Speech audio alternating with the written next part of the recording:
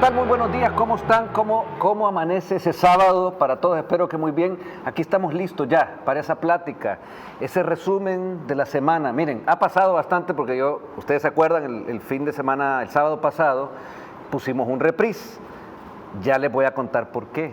Estuvimos en Los Ángeles. Aprovecho de saludar a todos los amigos de LA. Me he venido con una, miren, esa sensación de recargar energías. Todo viaje lo da, pero al mismo tiempo esa sensación de haber estado con muchos de ustedes, ¿verdad? La próxima espero haber más todavía. También saludos a Canadá, porque si no se me enoja que solo Estados Unidos. También saludos, por supuesto, a todo salvadoreño en cualquier rincón de este mundo, donde un salvadoreño está ahí siempre, siempre listo y además pendiente, porque en nuestro país aquí pasan cosas. Y sábado a sábado, desde no a los políticos, ¿se acuerdan? No a aquellos politiqueros de antes. Aquí se dicen cosas interesantísimas. Y hoy nada menos, tengo una súper invitada y tengo con ustedes, ya van a ver, la diputada, por favor, redoble de tambores, Catherine Alexia Rivas González, diputada por San Salvador, está con nosotros. Alexia Rivas es diputada por San Salvador y es la presidenta de la Comisión de la Mujer y la Igualdad de Género. También es la presidenta de la comisión que investiga el destino final de los fondos que la Asamblea aprobó a ONGs fachada. Pertenece a la Comisión de la Familia, Niñez, Adolescencia, Adulto Mayor y Personas con Discapacidad. Asimismo, a la Comisión Política y a la Comisión de Reformas Electorales y Constitucionales. Es licenciada en Relaciones Internacionales. Tiene estudios en Ciencias Jurídicas. Sus ejes de trabajo son legislar por el respeto de los derechos de la mujer y combate a la corrupción. Ha impulsado desde la Asamblea Legislativa las reformas a los artículos 50 y 51 de la Ley Especial Integral para una vida libre de violencia para las mujeres, orientadas a aumentar las condenas para quienes dañen la integridad y honor de las mujeres. También las reformas a los artículos 158 y 162 del Código Penal con el fin de agravar la pena al delito de violación y las reformas a los artículos 106 y 305 del Código Procesal Penal relativos al derecho de la víctima.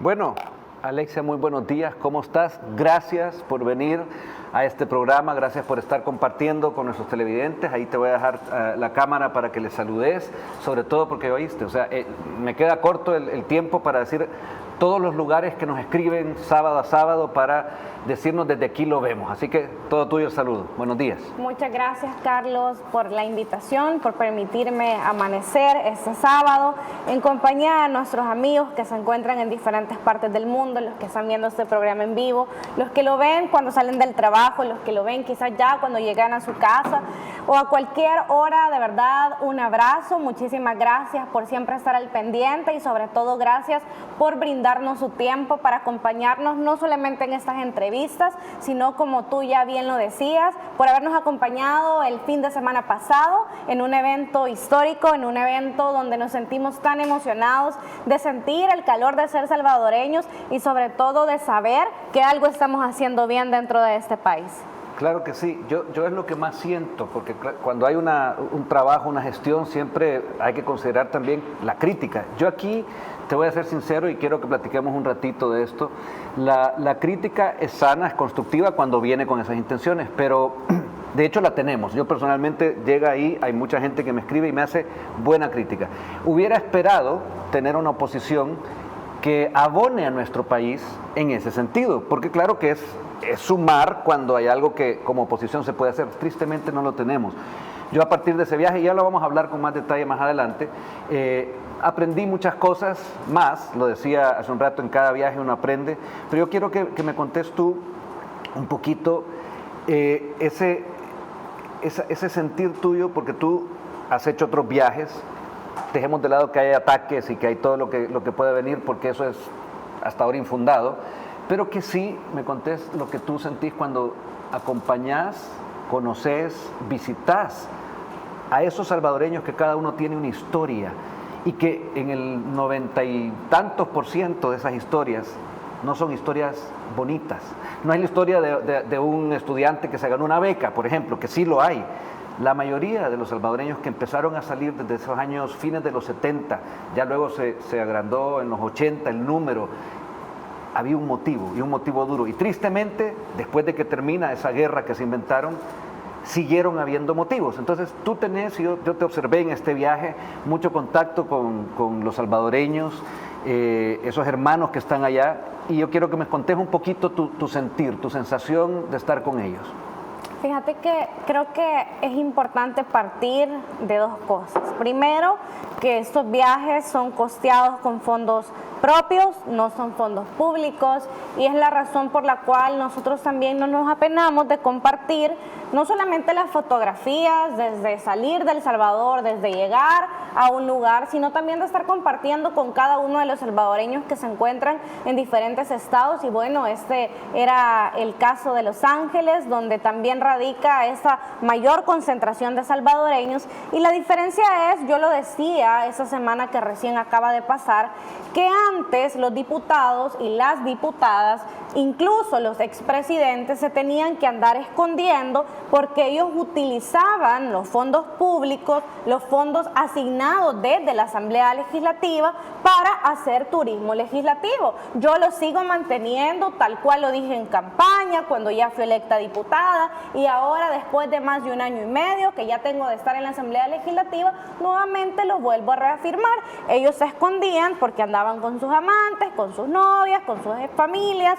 Veíamos expresidentes como Mauricio Funes, que se iba incluso para Disney con el dinero de los salvadoreños, y creo que aquí hay una gran diferencia. Y nosotros no tenemos por qué apenarnos de ir a poner en primer lugar dentro de esa agenda que inició el presidente Nayib Bukele por construir una democratización y permitir que los salvadoreños en el exterior no solamente puedan votar en las próximas elecciones, sino que participen en cada una de las decisiones que se toman en este país. Y llegar a Estados Unidos y específicamente a Los Ángeles, creo que primero te llena no solamente de expectativas, de sentir el cariño de la gente, de saber que la gente te dice respaldo lo que está haciendo, respaldo que usted apoya al presidente Nayib Bukele, porque son las cosas, Carlos, que la gente nos dice, que son las cosas que la gente te abraza y lo primero que te dicen es gracias por darle seguridad a mi familia, gracias por permitir que ahora yo pueda regresar a El Salvador sin miedo, gracias por ayudar al presidente Nayib Bukele. Esas son las primeras cosas que la gente te dice, pero después ellos empiezan a contar sus historias. Exacto. Historias de personas que se fueron hace 30, 40 años, que salieron durante la guerra, que se fueron durante los momentos más terribles de la violencia social que este país tuvo. Y ahorita que tú estás mencionando eso, se me acaba de venir a la mente don Tito, el señor con quien cenamos el sábado. Y si bien es cierto, el día domingo fue la actividad grande, don Tito. El lugar se llama... No sé, pero habían varias palabras. Ya me voy a recordar, se llama Pajonal. El Pajonal. El Pajonal. Y este restaurante es de una mujer trabajadora junto a su familia, que de hecho son del Pajonal de Santa Ana, y por eso es que se llama así el restaurante.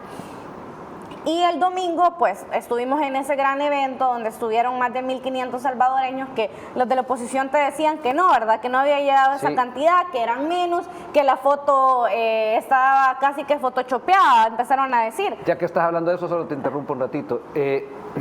Mi papá era matemático, él estudió eso y nos enseñó, yo no fui buen matemático para nada, pero sí yo hice algo cuando nos sentamos en esa tribuna, en ese escenario allá arriba, y es cuando tenía todo simétrico, lo que uno ve desde un escenario, ve los asientos que habían a este lado, allá arriba y luego abajo, que es lo normal en un lugar de estos, pero aquí habían a los lados y arriba. Y yo inconscientemente hice lo que aprendí de mi papá, que empecé a contar. Contás filas, contás la primera fila, cuánta gente había, después contás las filas para allá, y después conté los del lado, y después dije, y llegué a 1.200, más o menos 1.300, y después estaba lo de arriba. O sea, era realmente un lugar que tiene un aforo para muchísima gente. Es no me acuerdo cómo se llama, Scientologist Church de Los Ángeles, ¿verdad? Era el lugar que se consiguió porque abarcaba bastante gente, y ojo, ya para terminar mi interrupción, hubo gente que se quedó fuera. Claro. Habían 6 cuadras de cola. O sea, yo sé que a la oposición no le gusta oír eso porque ellos nunca hicieron nada para caerle bien a la gente. ¿Y cómo le iban a caer bien si la gente que nos contaba estas historias, y vas a continuar con este relato, se fueron precisamente porque en los tiempos de unos y otros, porque hasta ni me gusta decir tanto los nombres de esos partidos aquí, ¿verdad? Digamos, esos partidos que trajeron tanto dolor al país que cada uno sabe, y lo digo por respeto, porque a la gente no le gusta oír, chiflaban y hacían bu cuando decía el presidente Castro los nombres de esos partidos, ¿verdad?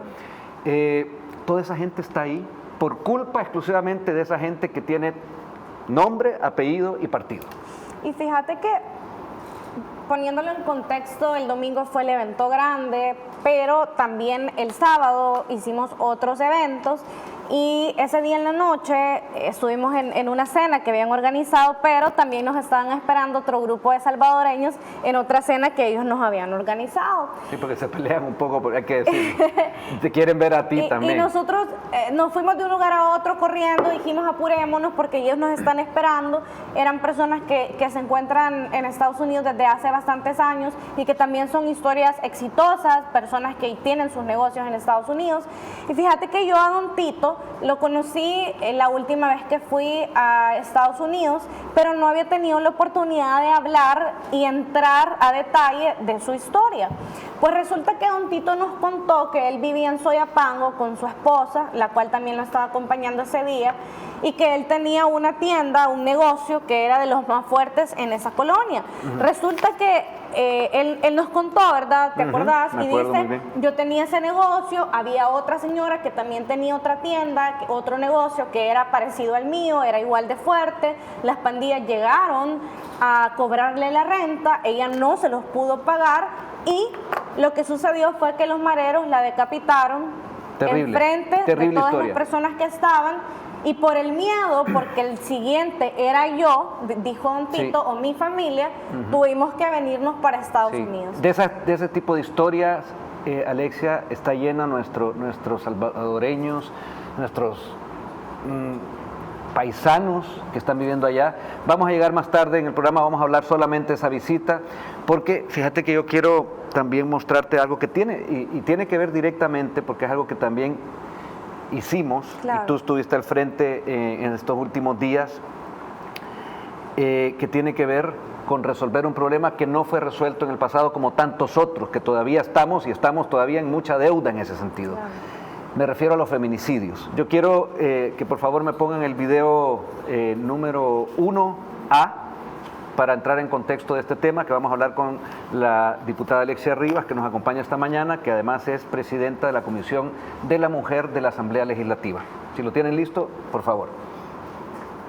Desde la Comisión de la Mujer y la Igualdad de Género hemos iniciado el estudio de 2 importantes iniciativas, y es que buscamos la no prescripción del delito del feminicidio. Como legisladores, nuestro compromiso es darle a la mujer la protección jurídica de sus derechos. Hoy por hoy, esta nueva Asamblea y los diputados estamos trabajando para armonizar, pero sobre todo para actualizar todas aquellas normativas jurídicas en pro de la mujer y del bienestar salvadoreño. Nosotros recibimos un mandato de todo el pueblo salvadoreño para proveerle justicia. Nosotros estamos dando esas herramientas para que ese sistema judicial se fortalezca, y aquel que atente contra la mujer ahora sí tenga su verdadero castigo. Con esta reforma, los que han cometido feminicidio responderán sin importar el tiempo que haya transcurrido. Te queda muy bien el color amarillo. Colega, quiero que hablemos de este tema.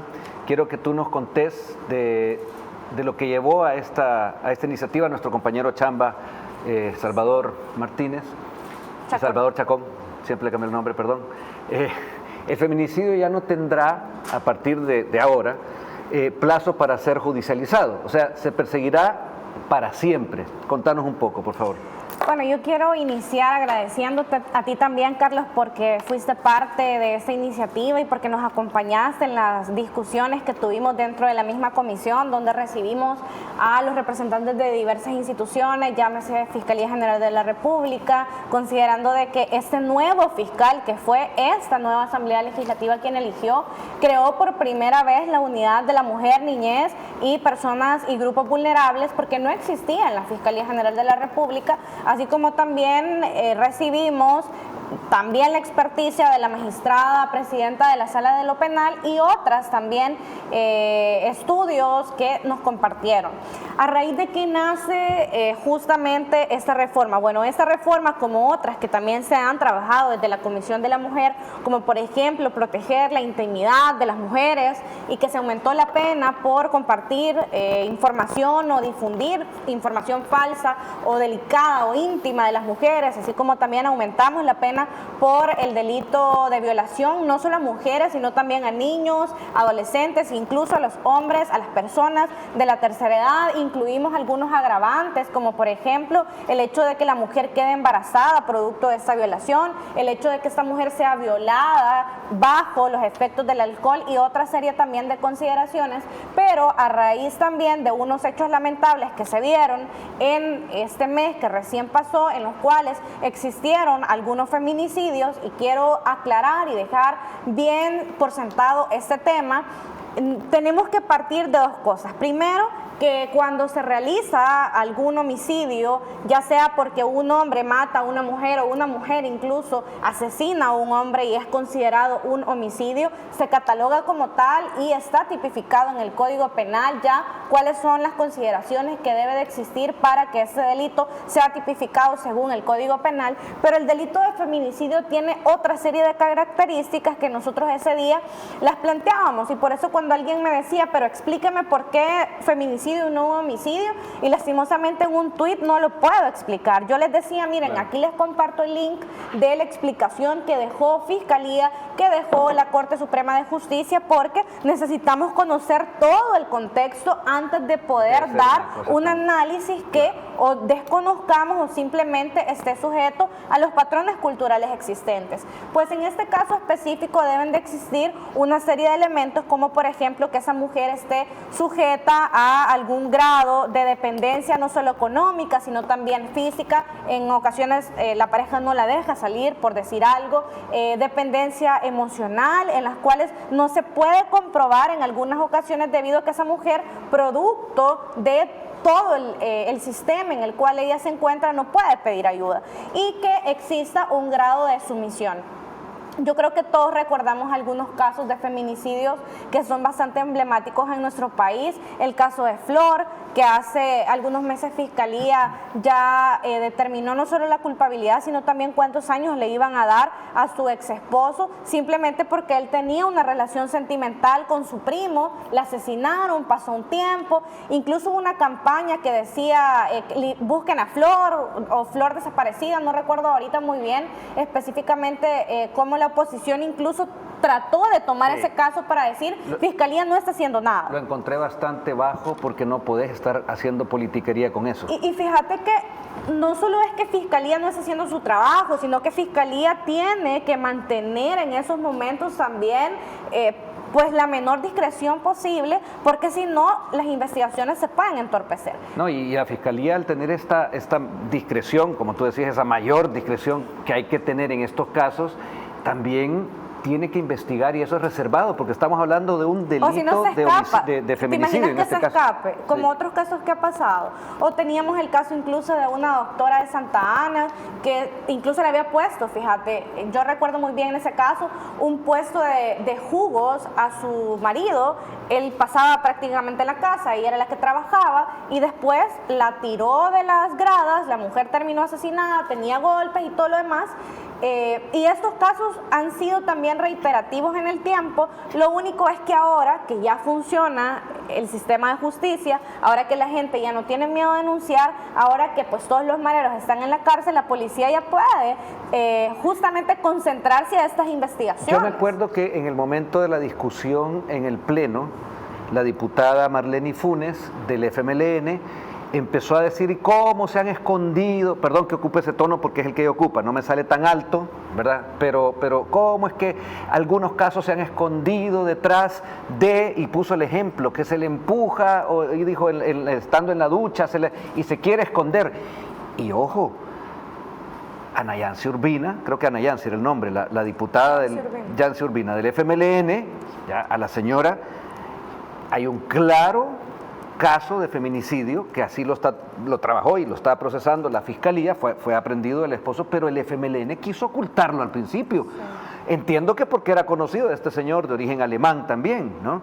Entonces, es que no puede haber una confusión aquí. Ella lo dijo, pero si fue precisamente lo que el FMLN, su propio partido, hizo al principio. Claro. Ocultar o intentar ocultar de que en el caso de ella fue un feminicidio, y ahí felicito también a la Fiscalía y el trabajo del fiscal general, porque apuntaron hacia lo que era obvio. Claro, empiezan las investigaciones y tal como un poco reforzando lo que tú decías hace un rato, cuando ya se empieza a entrevistar a testigos y hubo un claro abuso de la víctima desde hace mucho tiempo, o sea, en el caso que lleven 5 años de novios, de pareja, 20, 30, hay todo un pasado que puede probar que hubo un abuso, hubo golpes, hay incluso también expedientes abiertos en algunos casos, y es lo que hay que hacer más. Las mujeres tienen que denunciar y además salir de esa relación para evitar llegar a eso. Y ese es el llamado que creo yo que también hay que hacerle a las mujeres, dejar de esa dependencia. Hay que trabajar muy bien en esa dependencia porque no es sana ni buena para nadie, pero en estos casos con ese machismo que está todavía tristemente muy incrustado en nuestra sociedad, y que yo lo decía, viene desde que nos conquistaron los españoles, nos trajeron cosas buenas y un montón de otras cosas malas, tristemente, y eso porque lo mencionaba con cifras en una de las mesas de trabajo de la comisión.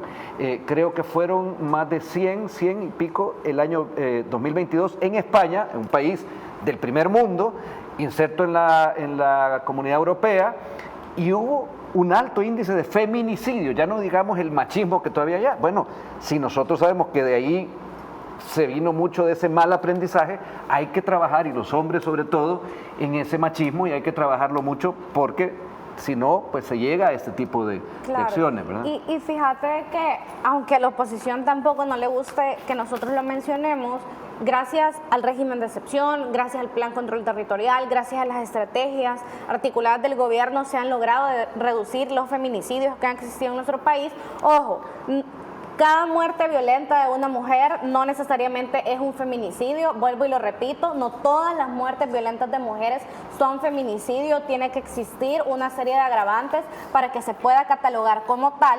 Sin embargo, el año pasado se redujo a 68 la cantidad de feminicidios que estaban existiendo en nuestro país, cuando en el 2019 se superaban los 250 feminicidios ocurridos. Eso significa que las estrategias de seguridad no solamente están protegiendo a las personas de los pandilleros, también están protegiendo a los salvadoreños de cualquier tipo de violencia, de la violencia común, de los hurtos, de los robos, de las violaciones y en este caso de los asesinatos.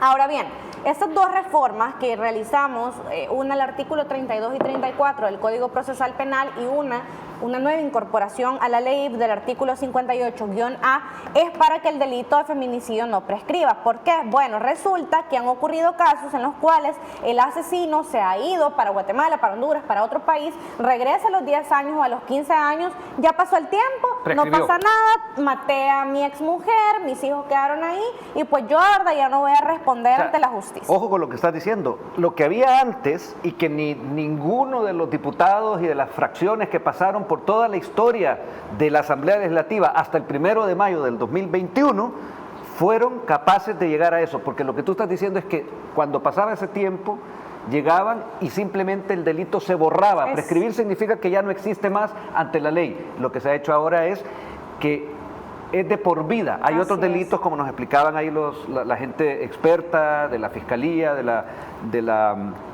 unidad de la mujer, y también la señora magistrada que llegó de lo penal, de la sala de lo penal. Hay otros delitos, como los delitos de lesa humanidad, que tampoco prescriben. O sea, a ese nivel hicimos el trabajo de elevar frente, arena, perdón que ya dije las malas palabras otra vez, pero no fueron capaces de dar eso. y precisamente no solo estamos quitando básicamente para eliminar ese delito, como ya lo hicimos también con otros delitos, como por ejemplo los delitos de corrupción.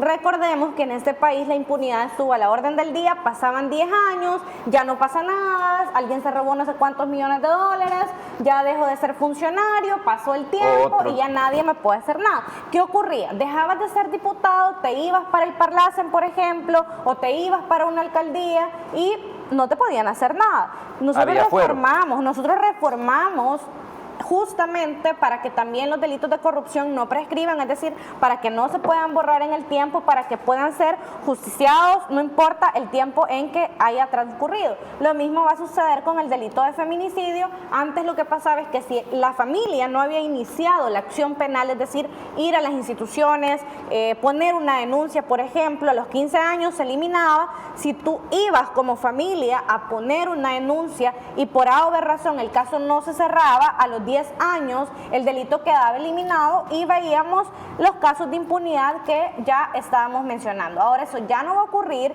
Hicimos un trabajo articulado con las instituciones y fíjate que es bien curioso lo que vos decís, porque imagínate tanto dinero que salió de las ONG fachadas para ONG de mujeres como la ONG de Lorena Peña, pero no viste que realmente tuvieran leyes claras y duras para los hombres. Más bien parecía que te creabas una ley especial, porque era lo que pasaba. En ese momento se creó una ley especial para la mujer, pero pregúntame con cuántos artículos de esa ley vos podés meter presa a una persona. No, está claro que tanto ONG como Lorena Peña pasaron ahí de noche, y aparte, como voy a ocupar la figura de noche, como roban los ladrones de noche, ¿verdad?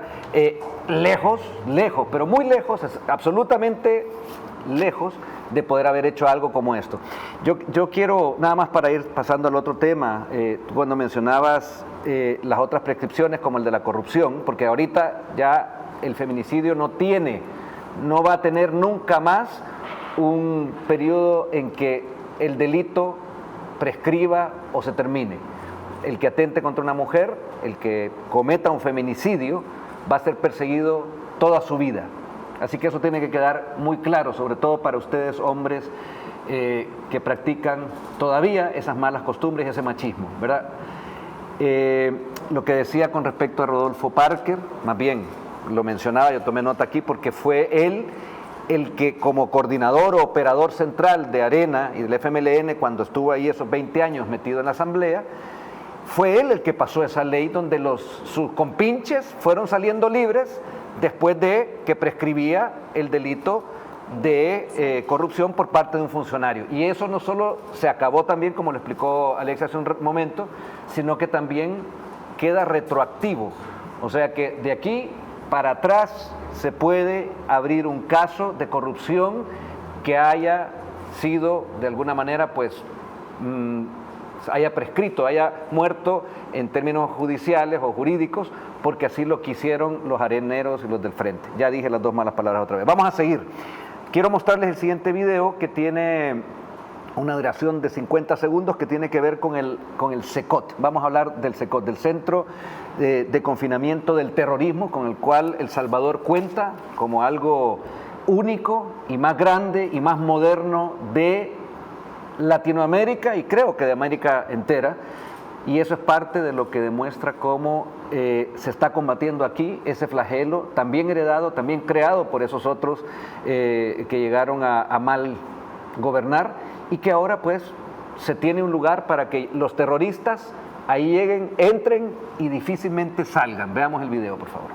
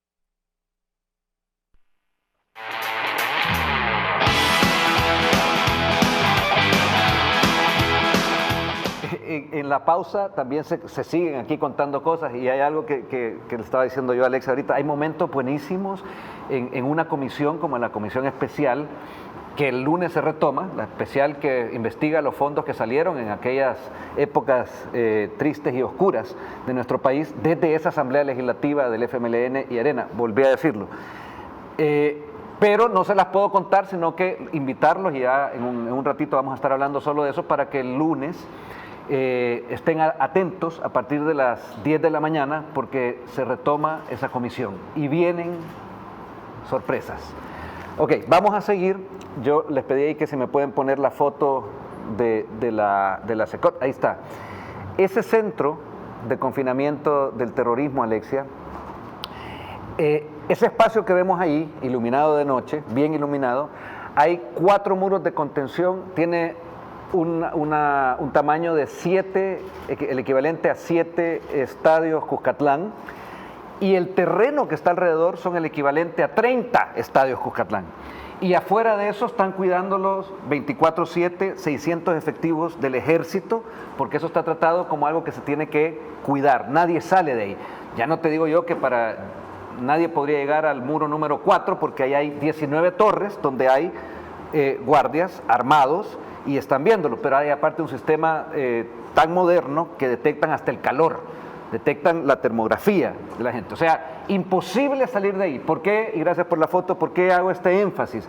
Porque de los 64.904 terroristas detenidos hasta ahorita en el régimen de excepción, en ese plan control territorial que se trazó el presidente Bukele desde el día 1 que entró, donde se han incautado 2.400 armas, 3.015 vehículos, como 15.500 celulares, se les ha decomisado también 6,2 toneladas de droga y casi $2 millones en efectivo en el momento de la aprehensión, así como han habido también 57.000 ya procesados, que eso es lo que permite el régimen de excepción para la gente que no sabe o no está muy ducha en esto de la parte judicial. Antes salían rápido porque no había un régimen de excepción que permitía que se siguiera la investigación, dicho de manera rápida, ¿verdad? O sea, hay 57.000 ya procesados, eso ya entraron en proceso, ¿verdad?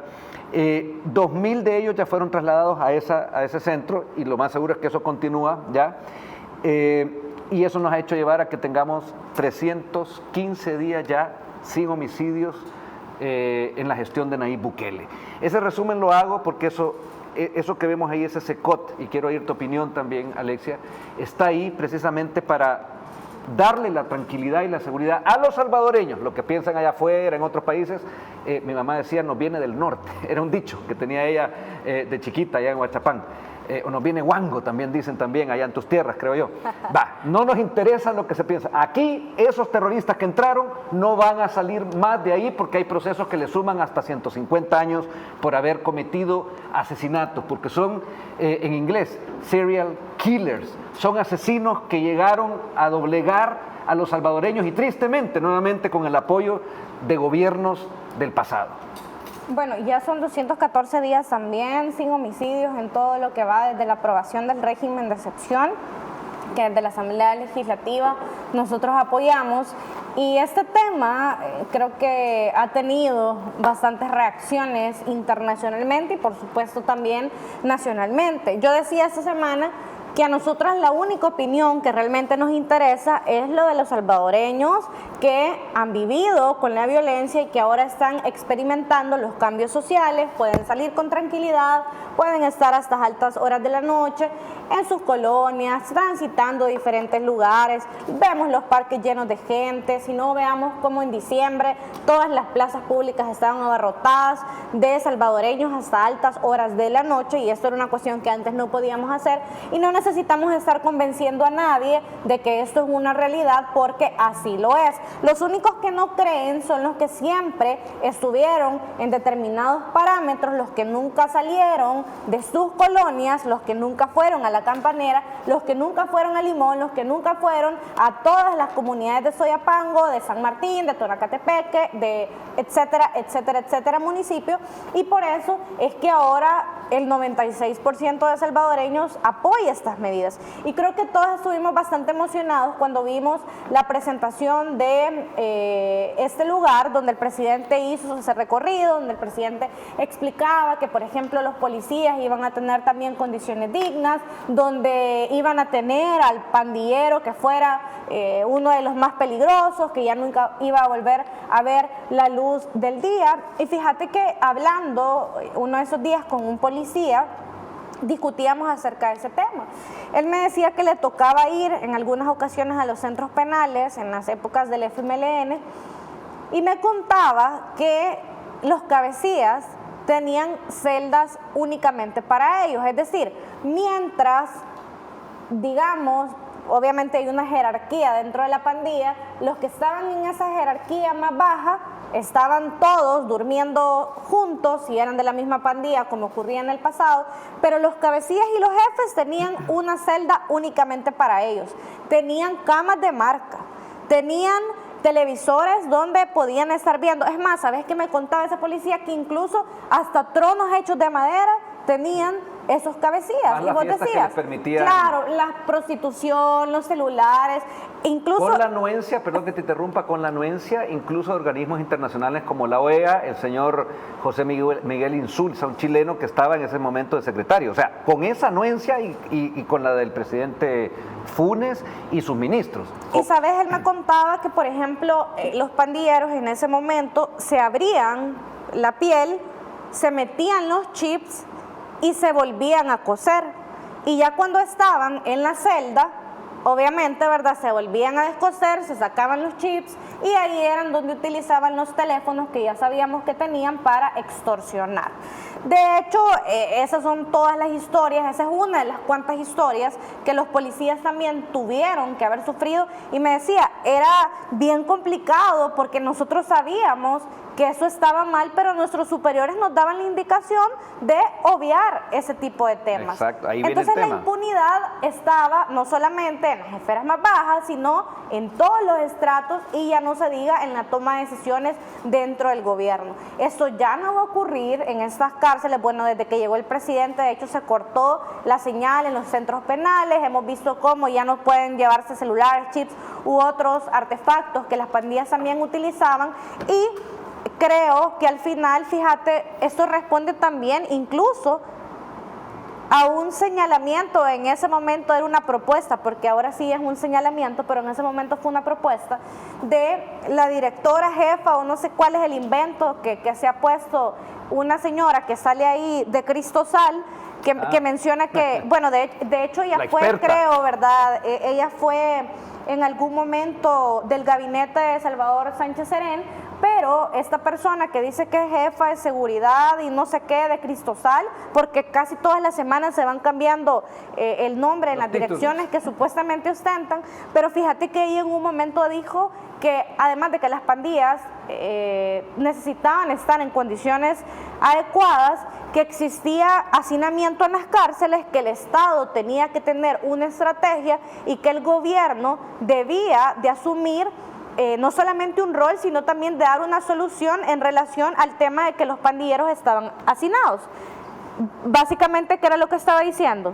Construyan más cárceles, claro, porque están hacinados, ni modo que se los lleven a la casa de todos los salvadoreños y te digan, mire, pues es que ya no caben las cárceles, entonces usted va a tener un pandillero en su casa, ¿verdad? O en su cuarto aquí, porque ya no cabe. Adopten pandilleros. Básicamente, ¿verdad? Entonces, esas son las ideas de los progres, claro, claro. Entonces, si te dicen ya no caben los pandilleros porque las cárceles no están dando abasto, o tenés dos soluciones, o los dejas libres, que creo que ningún salvadoreño quiere ver a un pandillero afuera, o construís una cárcel para que los pandilleros estén en ese lugar y se acabó el asunto. Ya no están en los municipios, ya no están a la par de las escuelas adiestrando después a los niños, porque ¿qué pasaba? Un niño de 5 o 6 años veía a un pandillero, ¿cuál era la imagen que ese niño tenía? Las imágenes que también en los barrios personas me han dicho, mire, ¿qué pasaba? Me decía él, yo tenía un muchacho que ahora está en Estados Unidos, yo tenía, me decía él, 11 años, veía llegar al jefe de la pandilla en una gran camioneta, con cadenas de oro, con tenis chivos, con ropa de marca. ¿Y cuál era la imagen entonces que los niños en esas comunidades querían tener? Querían ser como ese pandillero. ¿Por qué? Porque no trabajaba, andaba en un carro bonito, era lo más que se podía aspirar, y esas eran las repeticiones que se tenían en las comunidades. Por eso es que otros niños que quizás no nacieron en esos momentos dentro de las pandillas fueron reclutados por los pandilleros. Claro. Y eso es lo que ya nosotros ya no vamos a permitir, ya no queremos, no segundas oportunidades a los pandilleros, no. Y todos los salvadoreños respaldan la construcción de esta cárcel. No hay ninguna posibilidad. De hecho, lo que se está haciendo es todos siguiendo todo el proceso, respetando toda ley, y esta cárcel, este centro de confinamiento también respeta hasta las normativas internacionales. O sea, eso hay que decirlo claramente, ¿verdad? Voy a pedir que me pasen el siguiente video, que tiene que ver con el traslado, ese traslado que estuvimos viendo, pero yo quiero que lo observen bien, porque así es como se traslada, en este caso, pues un momento único, histórico, a toda esta gente que estaba allá afuera haciéndole mucho daño a los salvadoreños buenos. Veamos el video, si lo tienen, por favor, el número 2A.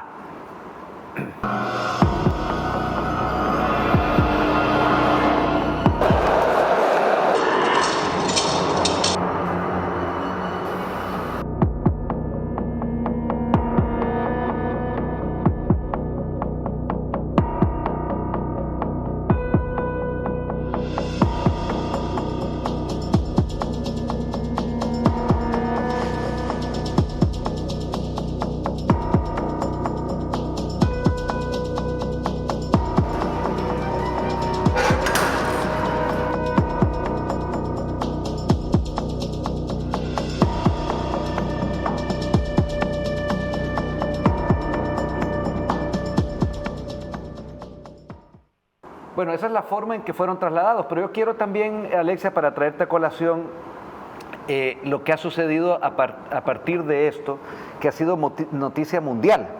O sea, ya no te digo que yo he recibido, bueno, el otro día desde Alemania, un abogado me escribía y me decía, qué increíble, qué bueno, claro, que estén haciendo eso. O sea, lo ven porque en esos países ya están entendiendo el fenómeno que hubo aquí. Claro. O sea, en Alemania también tuvieron que hacer muchas, no lo que decía por ahí uno de estos trasnochados de la oposición, no. En Alemania, después de la guerra, se hicieron centros de confinamiento para los terroristas nazis, y se prohibieron también las simbologías del nazismo.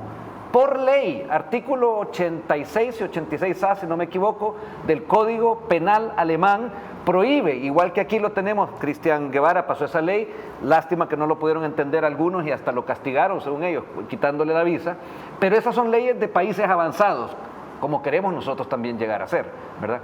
Pero en este caso, hay muchos países que han comentado esto y que lo han visto bien. Al fin, en ese país donde antes se recibían noticias y se ufanaban, porque ahí estaban los operadores, los mercenarios de la información, como ese mal representan los alemanes, ese editor del diario de hoy, ¿verdad?, que él ganaba pues de esto, porque él llegaba y hacían revistas donde se les hacía una especie de ensalzamiento a las maras. Quiero que ahora vean en el mundo, en parte del mundo, hicimos nada más una pequeña selección en el siguiente video, en el 2B, de cómo fue portada, ha sido portada de diferentes lugares y países del mundo. Ahí lo tenemos, creo que podemos comentar, ¿verdad? Por supuesto que ahí hay idiomas, bueno, ahí está, ese es México, la anterior era de Holanda. Ahí está la foto de la portada. Tenemos, ese es un diario alemán, el Spiegel, otro periódico mexicano, me parece, si no me equivoco, ¿verdad? Ese es austríaco. Hasta ahí me llego, porque no sé si eso de dónde es. Todas partes del mundo sacaron esta noticia porque están en el Alcatraz del Salvador, una mega cárcel inexpugnable. Están realmente, y están viendo los ciudadanos. Bueno, ya vamos a hablar y contame tú también tu impresión, Alexia. Podemos hablar ahorita el montón en las redes sociales. Estos son medios tradicionales, ojo, los que muchas veces les llegan allá los del Faro y todo, y se van a cenar y a echar los tragos con todos estos de esos medios, y ellos ya se empezaron a dar cuenta que los del Faro les mentían, que sus amigos de hace tiempo, de los medios de estos de allá de Nueva York, en Washington, en España, les mintieron, porque esto es la realidad. Ahí estamos viendo lo que el mundo está sacando, pero también hay redes. Contanos un poquito de lo que tú has visto en redes. Fíjate que realmente, yo no sé si, bueno, no es que no sé, además de haber sido un intento orquestado por querer no solo desprestigiar, sino poner en tela de juicio las decisiones que nuestro gobierno había tomado, que el presidente Nayib Bukele de un momento decidió tomar y que nosotros también desde la Asamblea Legislativa, porque creemos en ese proyecto, porque creemos que El Salvador necesitaba salir de las manos de las pandillas, pero yo siempre cuestionaba este punto. Yo decía, ¿cómo es posible que los corresponsales de estos medios internacionales sean los mismos que dirigen y también dan esas historias falsas, por cierto, en El Faro?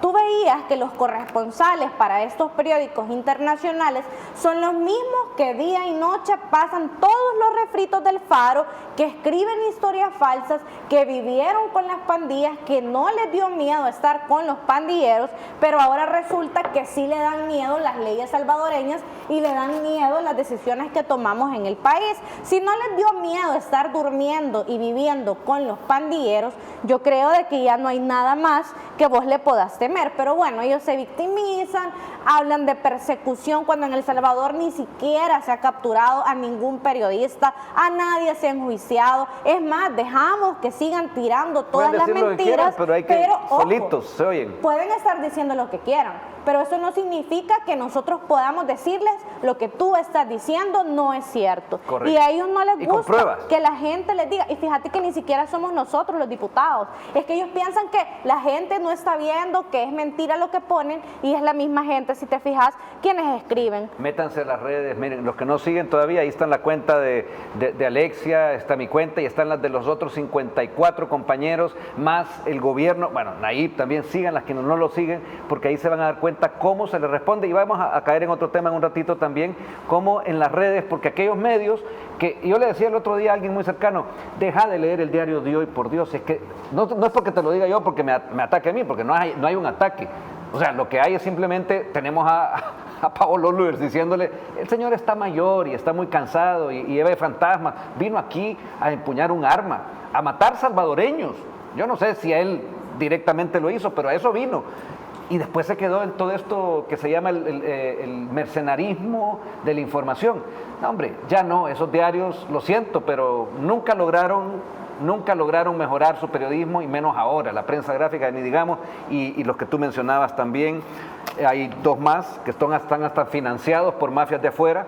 Bueno, pero yo quiero, Alexia, que pasemos a algo bonito. Lo hablábamos al principio, por eso le vamos a dar un par de minutos ahorita, pero quiero iniciarlo con el siguiente video. Si me pueden pasar el video número 3A para que veamos esos momentos que se vieron en LA el fin de semana pasado, el domingo pasado, allá en un distrito de Los Ángeles donde habían más de 1.500 salvadoreños. Si lo tenemos listo, por favor, y luego seguimos con la plática.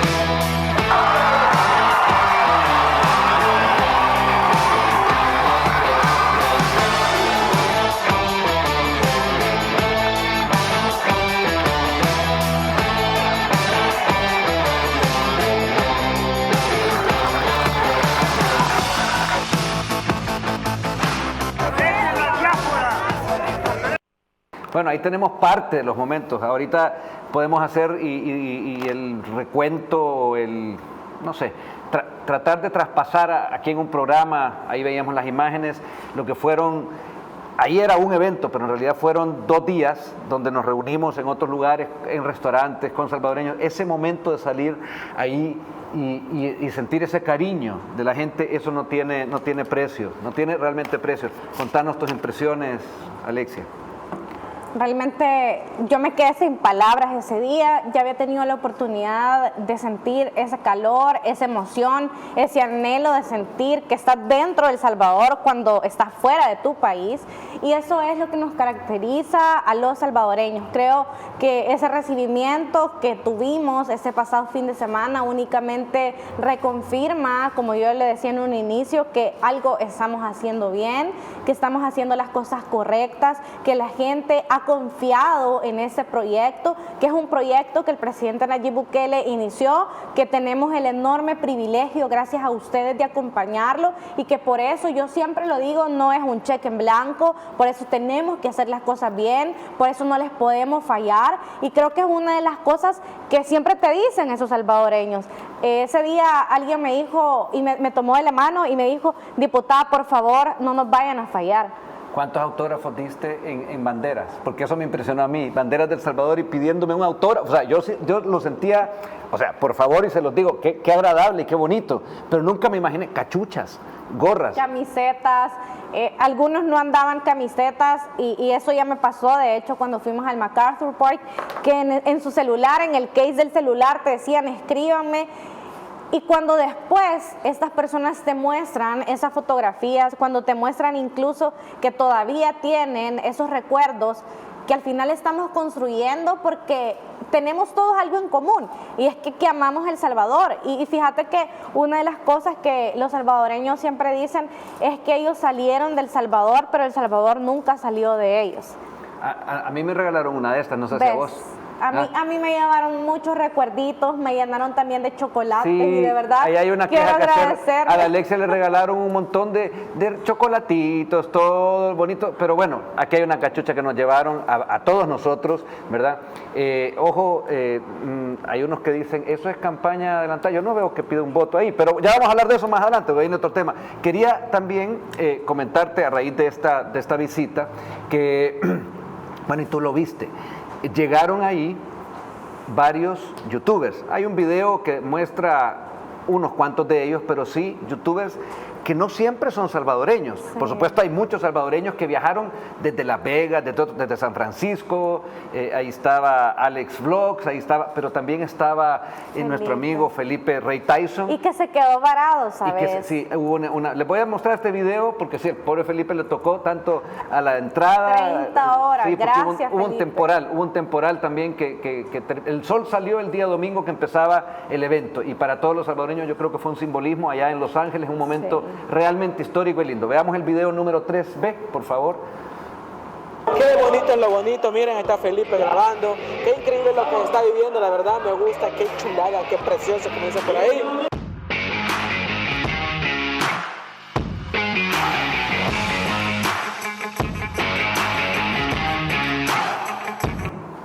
Bueno, ahí teníamos un recuento, por supuesto estaba, todos los youtubers nos acompañaron y yo les agradezco también. Eso es una forma real de informar. Ahí estaban, ponidos ellos las cámaras. Bueno, si no nos creen a nosotros, ¿verdad? Yo no vi ningún medio que sacara algo. Lo único que vi es unas acusaciones infundadas por un par de trasnochados, sacadas por eso les decía, diario de hoy ya no más, ni la prensa, ni nada de eso. Los youtubers son los reales informadores, y ellos no andan con cuentos, no es que sean gente que va a hablar, no, si nos equivocamos también nos hacen ver eso, ¿verdad? Quiero pasar a un tema antes de irnos al siguiente corte, porque el tiempo ya se nos fue, pero quiero mostrar también el siguiente video para hablar un poquito de ellos. El video número 4A, que tiene que ver con que esta semana fue 28 de febrero. ¿Qué pasó 2 años después de ese triunfo? Lo vemos en el siguiente video y lo comentamos rápidamente.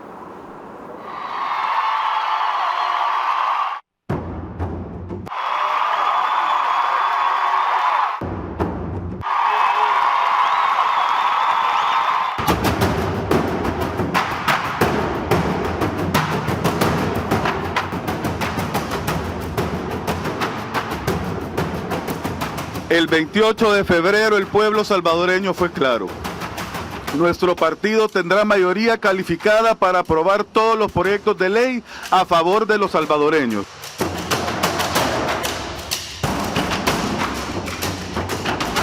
Como presidente de esta asamblea, como compañero, como colega de ustedes, yo me siento orgulloso del trabajo que estamos haciendo. Y nos sentimos orgullosos todavía, Alexia, bastante orgullosos, y vamos a seguir. ¿Seguimos o no seguimos? ¿Cómo es la cosa? Seguimos apoyando al presidente, 2 años de gobernabilidad, 2 años legislando para y por los salvadoreños, y por supuesto que vamos a seguir para decir sí a cada una de las cosas buenas que ese país necesita. Claro que sí. Y nosotros seguimos también aquí en No a los Políticos, pero ahorita nos vamos a una pausa, si no después ya los productores me dicen, ¿qué pasa con las pausas, con los tiempos? Vamos, cafecito, refílelo y seguimos.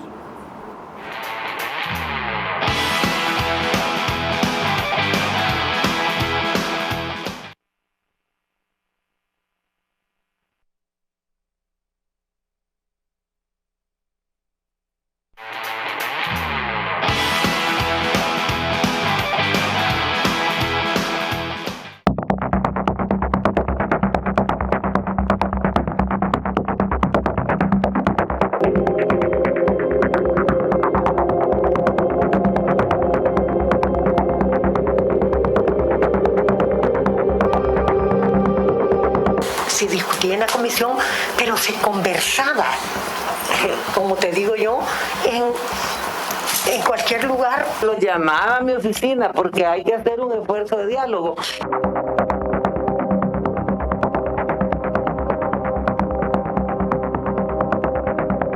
Vamos a incorporar estas fundaciones, lo puedo manchar, ¿verdad? Usted me le pone 10,000 a este, 20,000 a este, 20,000 y le da un total de $2 millones. Y esos 2 millones que se van a sumar aquí se van a restar de la unidad presupuestaria X del Ministerio de Hacienda para que cuadrara el presupuesto.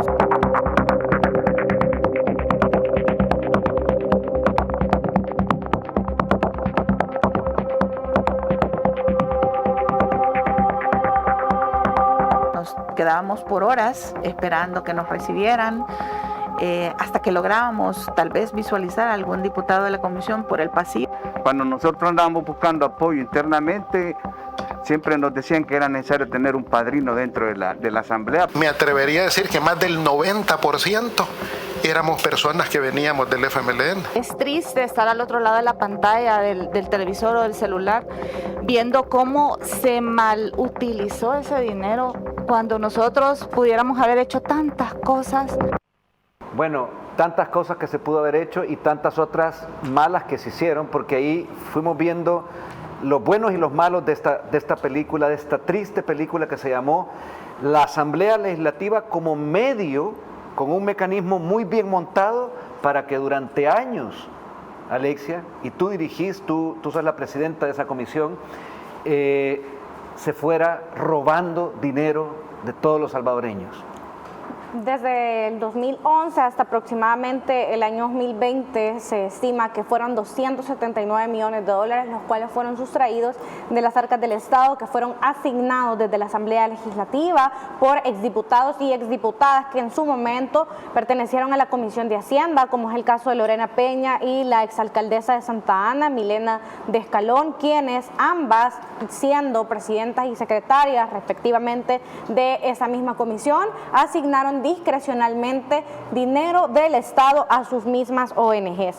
Eso no lo dice Carlos Bruch, eso no lo dice Alexia Rivas, eso no lo dice Caleb Navarro, eso no lo dicen los miembros de la comisión, eso tampoco lo dicen los salvadoreños, eso lo dijeron las mismas exdiputadas que tuvimos en las sesiones de la misma comisión, donde aceptaron que discrecionalmente, sin ningún procedimiento de ley, sin aval del Ministerio de Hacienda, recibieron dinero del Estado en esas ONGs donde o eran miembros activos o donde eran fundadoras o donde esos mismos partidos políticos utilizaron de trampolín para financiar campañas, para sustraer dinero público. Y no nos vayamos tan lejos, Carlos. De hecho, la señora Lorena Peña esta semana salió en uno de los periódicos de nuestro país ya no solamente iniciando un proceso por enriquecimiento ilícito, hemos visto cómo algunos medios pseudo feministas, porque son los mismos que atacan a mujeres también, son los mismos que se prestan a seguir atacando y haciendo violencia política hacia las diputadas de Nuevas Ideas, incluso hacia mi persona, son las mismas que defienden a esas exdiputadas que han estado vinculados en casos de corrupción que ahora sí van a ser presentados ante las autoridades. Nosotros fuimos el año pasado a presentar unos avisos ante Fiscalía, sin embargo, desde esa fecha hemos estado realizando un trabajo exhaustivo, un trabajo donde también las diversas instituciones a las cuales se le han requerido documentos nos lo han hecho llegar. Son varias cajas de hecho de información que como comisión ya tenemos y van a ser presentadas a los salvadoreños este próximo lunes a las 10 de la mañana, donde vamos a compartir de manera pública esa información que debe de ser transparente, que debe de ser de dominio público también. Fíjate que es bien curioso, porque los mismos de la oposición que pasan hablando respecto a que no hay información, de que la unidad de acceso a información pública de algunas instituciones no funciona, son los mismos que hablan y dicen quiero saber de qué dinero o si son con fondos propios o públicos que los diputados van a compartir con la diáspora salvadoreña, son los mismos, fíjate, que no piden la información para saber cuánto dinero se robaron y cuánto dinero sustrajeron de las arcas públicas, específicamente en el tema de ONGs. Claro, ahí tenemos que ese mecanismo, y hay que decirlo, porque bueno, soy parte también de esa comisión y estuvimos todo este tiempo en la investigación.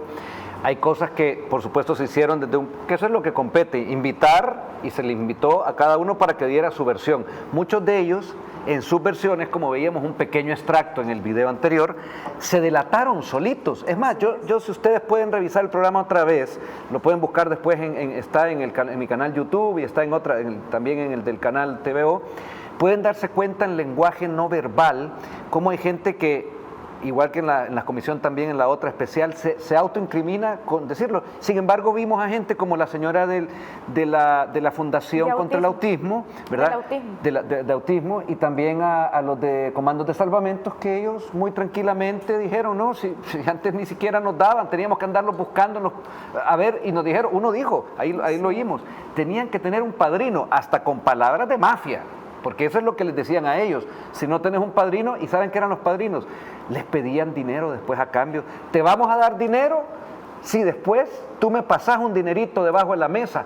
Eso eran los diputados que teníamos antes en este país, señores. Y miren, perdónenme porque yo no puedo dejar de molestarme, de sentir ese dolor, porque eso es lo que como periodista durante tanto tiempo se veía. Sin embargo, eso cambió. Y no solo cambió, que se quedó estático, sino que en esta comisión que fue llamada y formada por el presidente Ernesto Castro, y en el cual mi compañera hoy aquí presente, Alexia Rivas, la preside, y también está Caleb Navarro, que es el secretario, también está nuestra compañera Lorena Fuentes, también está el compañero Giovanni Saldaña y su servidor. Nos dimos cuenta, y con un grupo también de abogados y asesores muy buenos, que no es que se van a quedar tranquilos. Ellos, esa Lorena Peña, ese Shafiq Handal Jr., ese señor Chicas, tuvieron responsabilidad y saben, porque por algo también algunos ya nos llegaron informes bastante nerviosos, porque saben lo que hicieron, y ahí están las pruebas. Ahí están las pruebas técnicas y fehacientes, como los testimonios que la Fiscalía fue tomando nota, y luego un poco también eso se va a ver y se va a decir el resto en la comisión que va ahí este lunes a las 10 de la mañana, y la presidenta va a irlos informando, ¿verdad? Quiero pasar al siguiente tema. Hubo declaraciones del presidente de Colombia, el señor Petro, esta semana. Hay un video que quiero que lo veamos para ponernos en contexto, porque también hubo una yo diría más que respuesta, fue una clase magistral de estadismo por parte del presidente Bukele. Veamos primero lo que comenzó creo que fue miércoles de esta semana. El video número 7A, por favor. Horribles, no me puedo meter en otros países del campo de concentración de El Salvador, lleno de jóvenes, miles y miles encarcelados, que le da a uno escalofríos. Yo creo que hay gente que le gusta eso, indudablemente, ver a la juventud de entre las cárceles. y creen que eso es la seguridad.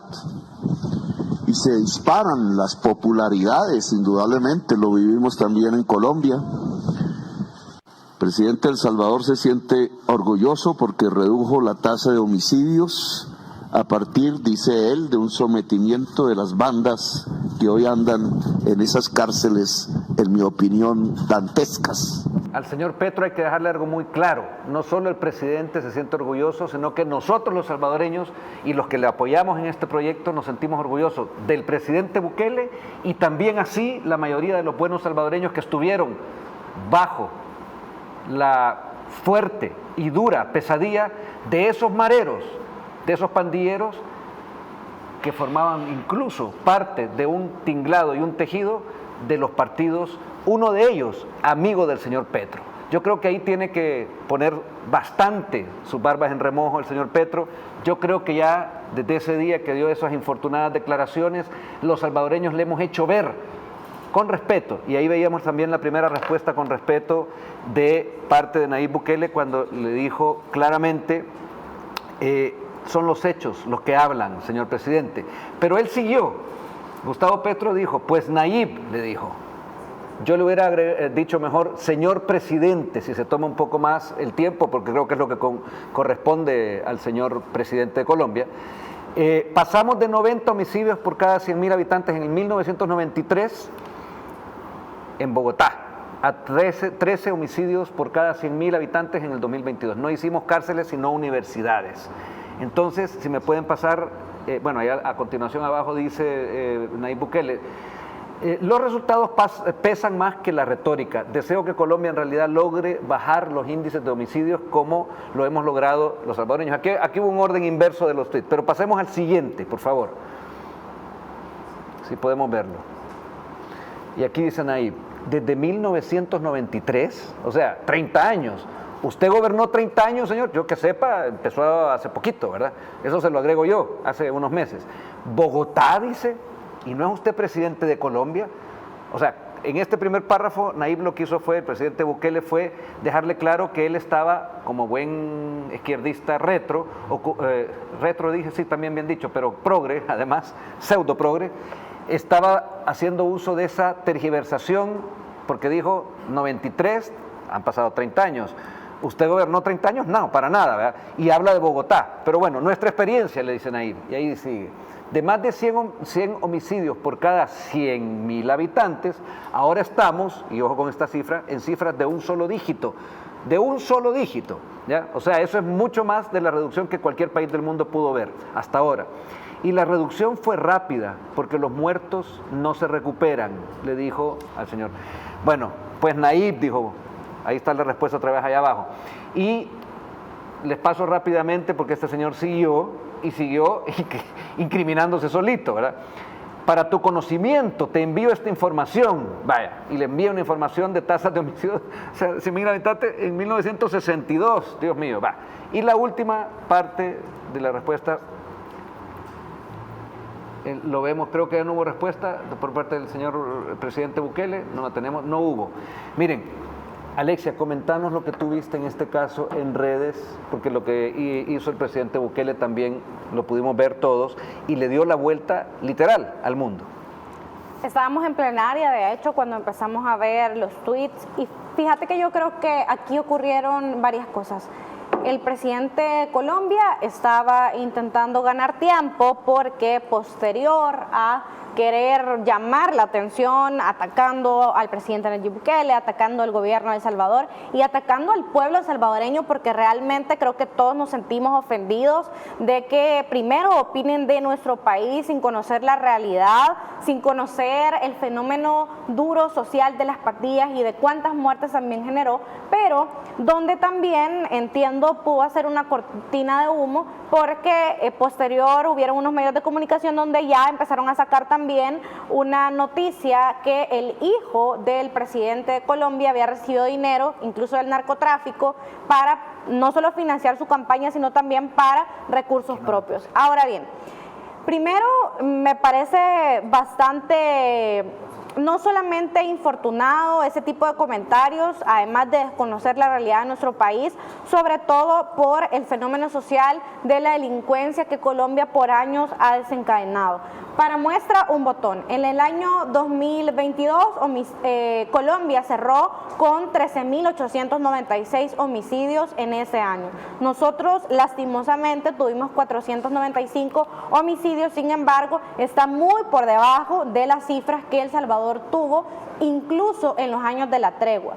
En el año pasado también El Salvador cerró con una tasa de homicidios de 7.8 por cada 100.000 habitantes y Colombia cerró con una tasa de homicidios de 26.9 por cada 100.000 habitantes. Ahí tú te puedes dar cuenta la diferencia abismal, no solo en términos de seguridad, sino también de un presidente que tiene el control del Estado. Porque posterior a hacer este tipo de críticas, posterior a decir de que en Colombia se habían construido universidades, y yo creo que nadie está discutiendo el hecho que los países tienen que tener más educación, que tienen que tener más oportunidades para los jóvenes, que se deben de construir más universidades para los que no puedan acceder a la universidad privada, pero que también en El Salvador tenemos una realidad diferente, y es que nosotros tenemos que reconstruir las escuelas que dejaron abandonadas, más de 5.000 escuelas de niños que tienen que ir desde primer grado hasta bachillerato, incluso desde el kinder, porque no tienen condiciones dignas, porque no tienen aulas dignas,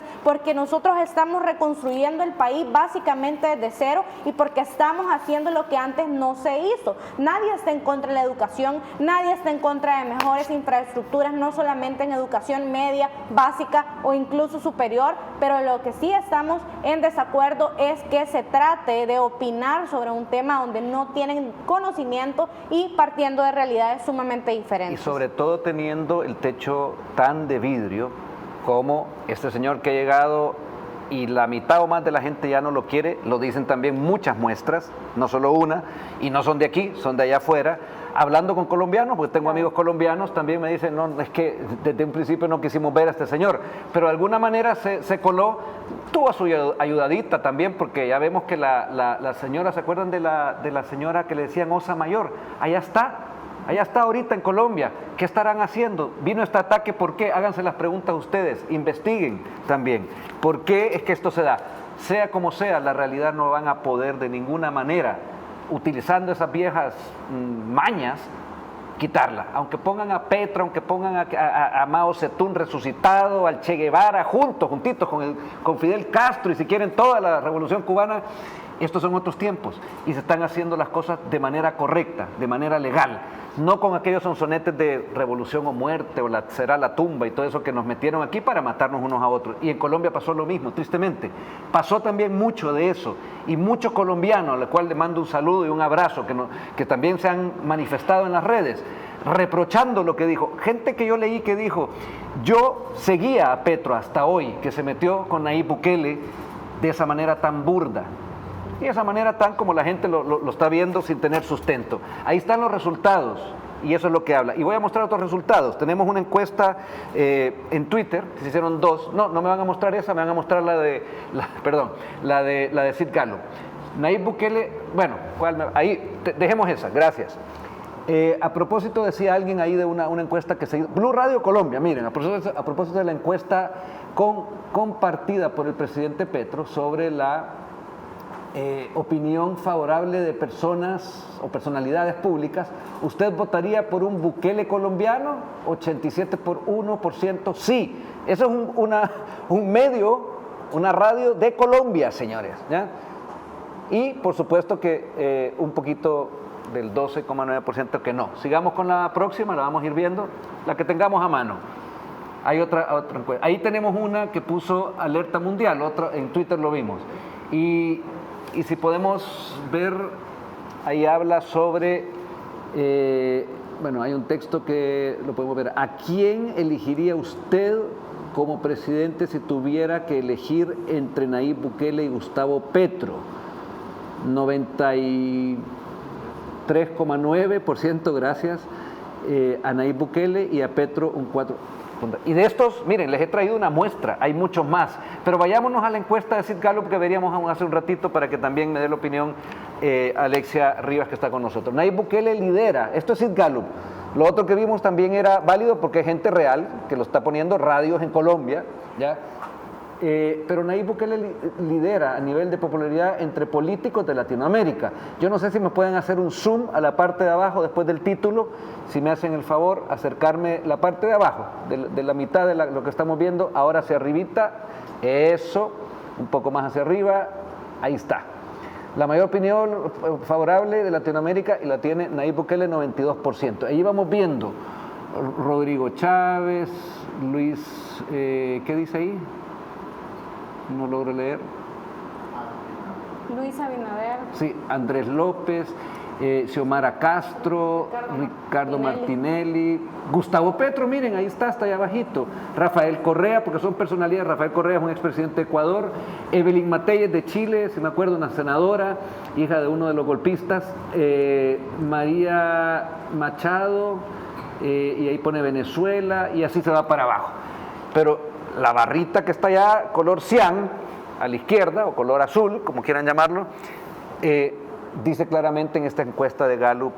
Alexia, tus impresiones al respecto de las encuestas que hemos estado mostrando. Creo que los únicos que no aceptan estas encuestas, no importa quién las realiza, no importa si son en medios nacionales o internacionales, son los de la oposición. El presidente Nayib Bukele tiene una aceptación que a casi 4 años ya de gestión se mantiene imparable, estable. Más y más salvadoreños incluso se sigan sumando a este proyecto. Más y más salvadoreños confían en cómo el presidente Nayib Bukele ha tenido que asumir en momentos tan difíciles, no solamente para nuestro país, sino también para el mundo entero. Una pandemia, una crisis económica y, por qué no decirlo, un fenómeno social que cualquiera pensaba que era imposible detener. Las maras o las pandillas estuvieron por décadas en nuestro país, estuvimos conviviendo con personas que sin pensarlo estaban vinculados incluso a estas estructuras que habían permeado todas las esferas sociales de nuestro país, donde la impunidad y la gente tenía que estar callando por miedo a que les fuesen a afectar sus negocios, su familia y, por qué no decirlo, su propia vida. Eso nada más reconfirma que las decisiones que se han tomado en nuestro país han sido decisiones acertadas,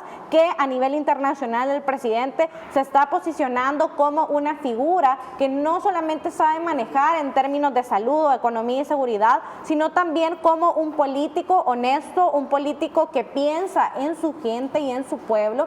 Y no nos vayamos tan lejos, mira esta semana que pasó, cómo los medios e incluso los republicanos han estado felicitando al presidente por el manejo de la seguridad. Así lo vimos, y vi también por ahí un comentario, perdón, una columna de opinión en una de las revistas emblemáticas, Newsweek, que ya va para abajo también, porque son de esos, pero unos jóvenes escribieron, no lo voy a mostrar ahorita por tiempo, pero pueden buscarla, diciendo, queremos a un Bukele en Norteamérica, ese es el titular.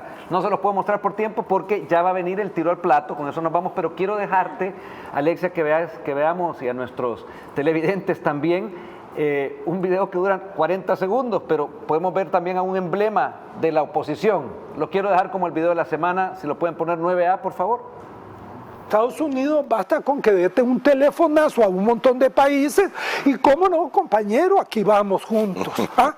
Así es, Naciones Unidas, y lo digo claramente. A usted le llamaron varias veces para decirle eso. Por supuesto, porque cuando no quería Estados Unidos una cosa, Inglaterra también lo hizo con nosotros, no solo teléfono, llegaban a la embajada a sentarse para decirle, mire, esto no se puede hacer como usted, estaba el problema, ¿verdad? No nuestro, sino de otro país, por esto y esto y estas razones, ¿verdad? Le vamos a pedir que no vote. No. Que vote en contra. O que no vote, te dan las dos, o que no vaya.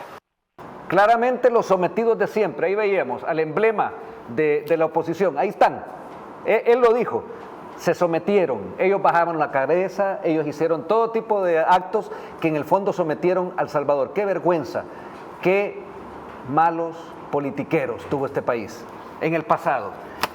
Ahora volvemos al presente, Alexia, y te voy a contar que ahora viene, redoble de tambores, sí, viene el tiro al plato con Alexia Rivas.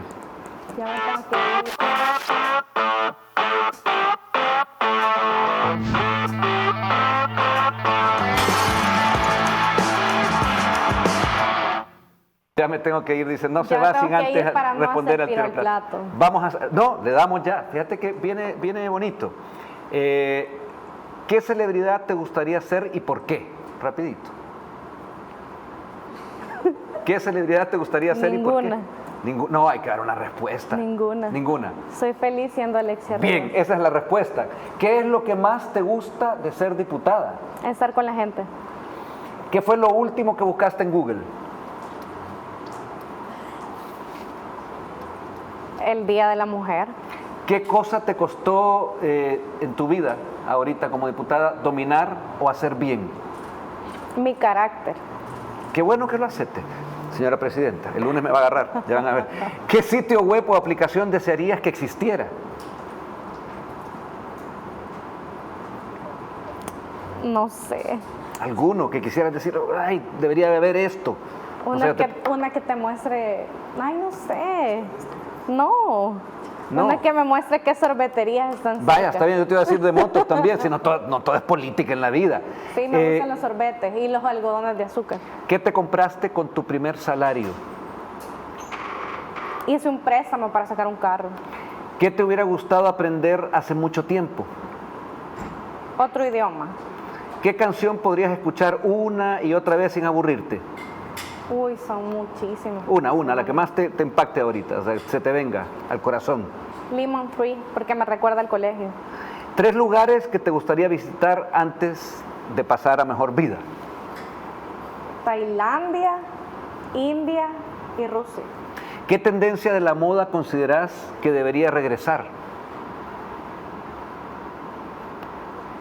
Ninguna, porque nunca sigo la moda. ¿Tu primer amor o tu real amor? ¿Con cuál te quedas? Con mi real amor. Diputada. Y así, si no van a colgar, mentira. De esto sale mucho después, si ustedes supieran. Ahí le puede hacer un programa solo para eso. ¿Diputada por un día o por un periodo o por cuántos periodos? ¿Con qué te quedas? Con diputada por un día. Es que fuiste cuando niña, hay que contarlo. Sí, eso es algo que nos contaste por una eso. vez. ¿Verdad? Y por último, algo que yo siempre pongo, el bonus track, Harley King. No se puede decir. Vea, es en lo que nos convertimos cuando vamos a la comisión de ONG. Bien, Alexia, yo estoy muy contento de haberte tenido esta mañana aquí compartiendo. Estoy segurísimo porque todas tus apreciaciones, tus certeros análisis y definiciones de lo que en nuestro país pasa, yo te admiro como una gran diputada que sos. Debo decirlo, y además le agradezco a la vida de haberme puesto como compañero de trabajo en esta labor que tenemos los salvadoreños y que tú llevas muy bien de tus comisiones, presidís dos comisiones y el lunes nos vamos a ver en una de ellos para los salvadoreños, así que yo quiero dejarte a ti la despedida para este fin de semana, que yo siempre invito a que también aprovechemos para reflexionar, para pensar. Los que no pudieron ver este programa, pásenselo a los que no están ahí, quedan colgados en nuestras redes, ahí van a estar viendo también toda la réplica en Twitter, en Facebook y también por supuesto en las redes de Alexia. No, gracias Carlos por haberme invitado. Creo que tradicionalmente se cree que en la política no puedes tener amigos, pero yo a ti te considero un gran amigo y también le agradezco a Dios y a la vida la oportunidad de juntarnos, de poder hacer una política honesta, una política que trascienda, una política que se quede más allá del tiempo para que la gente nos recuerde por hacer las cosas bien, no ahorita que somos diputados, sino cuando ya no lo seamos, porque ahí es la real medición de que realmente hiciste las cosas bien. Gracias a todos los salvadoreños que día a día, semana a semana nos acompañan, que se quedan hasta el final junto a nosotros viendo las plenarias. Se les quiere, se les aprecia, que Dios les bendiga y por supuesto nos seguimos viendo. Nos vemos, hasta el próximo sábado.